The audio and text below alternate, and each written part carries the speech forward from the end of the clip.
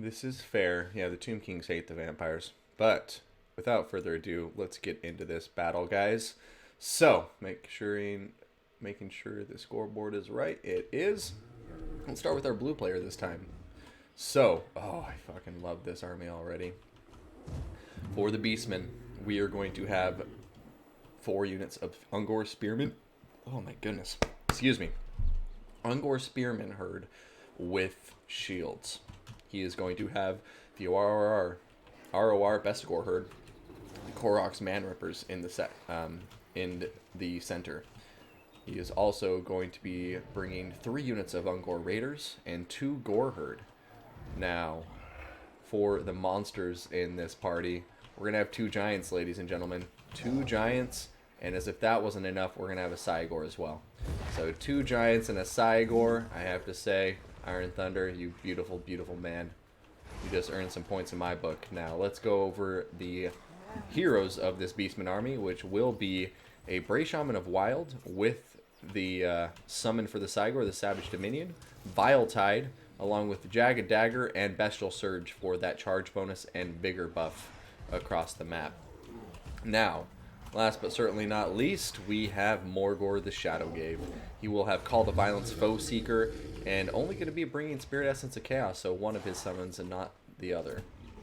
Now that rounds out the Beastman army, and the players have already begun, so let's go take a look at what the Dark Elves have brought for us.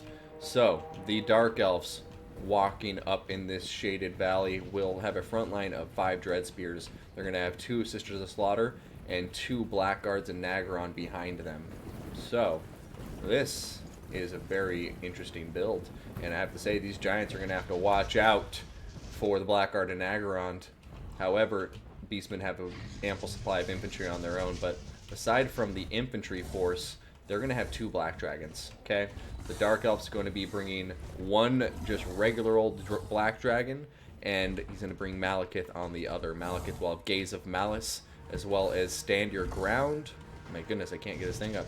There we go. Soul Stealer, Word of Pain, Power of Darkness, and, of course, his Noxious Breath. They are going to be diving right over the tops of this Beastman army and taking a face full of arrows from all these Ungor Raiders. But not too much, obviously, since they are armor-piercing, and Black Dragons have some relatively high armor at 80. And, oh my goodness, shooting the Cygor here. Not sure if I like that targeting too much, but a Soul Stealer going to go down here, and that's going to get a ton of units. So I do like that targeting. Meanwhile, the Dark Elf army continues to approach, and these Blackguard and Nagaron have taken a couple of rocks already on the approach. These guys down to 63 models, these guys down to 69 models, and now down to 65 after that one knocked the heads off a couple of men. Alright, in come the Gore herd. Coming out first, looks like they're going to charge in, try to break up this line a bit. And the Cygors are going to continue throwing rocks, and that one getting a very big hit on the left flank. Alright, looking around, I'm wondering where those dragons went, and here they are.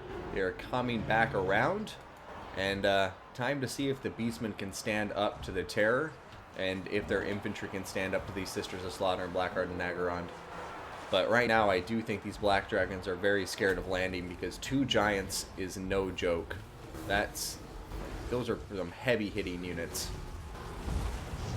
Summon going down and dying. We now just have the same, the first Cygor up there, and I'm sure we'll see another one getting summoned momentarily. In for a cheeky charge by this Black Dragon, just killing some Ungor Raiders on the charge and then pulling out immediately. We're now going to see Malekith getting pumped full of arrows by these Ungor Raiders, and he's taking a decent amount of damage.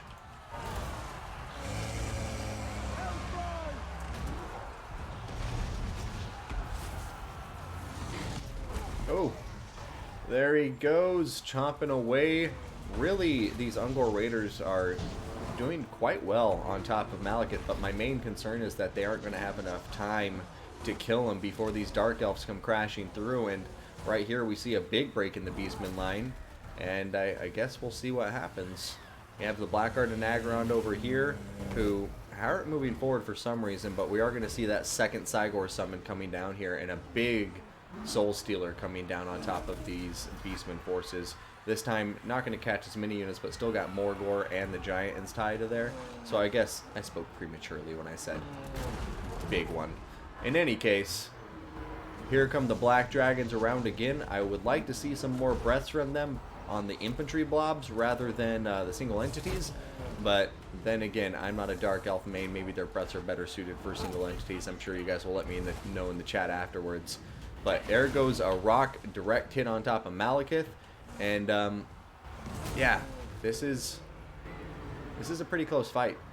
I mean, it does look like the Beastmen are getting an edge up here because this Dark Elf infantry is just getting more and more tattered, and now they have these Chaos Spawn summons on the field. But I think the main problem for the Dark Elves is that they just don't have enough infantry to keep tying down these Beastmen archers who are just dishing out a lot of work. But ain't over till the Fat Lady sings, and once this Cygor summon expires, then the balance of power will probably go back to being a lot more even, making the Beastmen more susceptible to terror routes.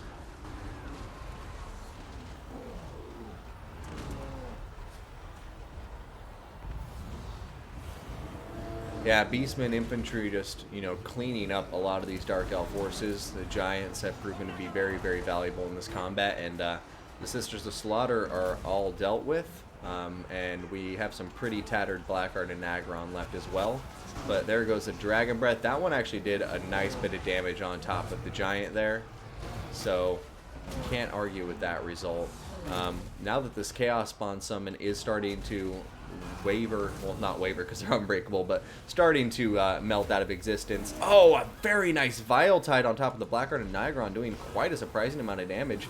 Malekith diving into a Giant, knocking that Giant over, and the other Black Dragon coming in to support. I like this decision. However, this Dragon's pretty healthy, so never mind. Coming over here, trying to kill off the Giant that singled out. Very good call. It looks like Malekith did take at least one solid hit there from the Giant before he was dispatched. But yeah, this is looking worse and worse for the Dark Elves, I have to say. And, maybe if I was him, I would come over here and just focus on killing these archers. The Blackguard are lost. Just come over, catch these archers. Make sure they can't keep pressuring you from afar. And Malekith just needs to be careful here. He keeps getting hit with boulders. And, yeah, he's going to need to throw down another Soul Stealer ASAP. Oh, Malekith on the ground getting hit by the Giant. And it looks like he's having some trouble. Oh, no! There he goes. I think that's going to be army losses kicking in here soon. If Malekith goes, his whole Dark Elf force is going to go. However, he's at stand your ground on, increasing his melee defense quite significantly. His melee defense is 79. So that's insane, especially on top of a dragon. And he's sticking in this fight a lot longer than expected. If he has the Soul Stealer and he cast it like immediately, maybe he could heal up some of that health and get himself back into this fight. But as of now, it looks like this is just going to be the end of the fight. These Black Dragons just not packing enough punch to take down the remaining Giant and Cygor.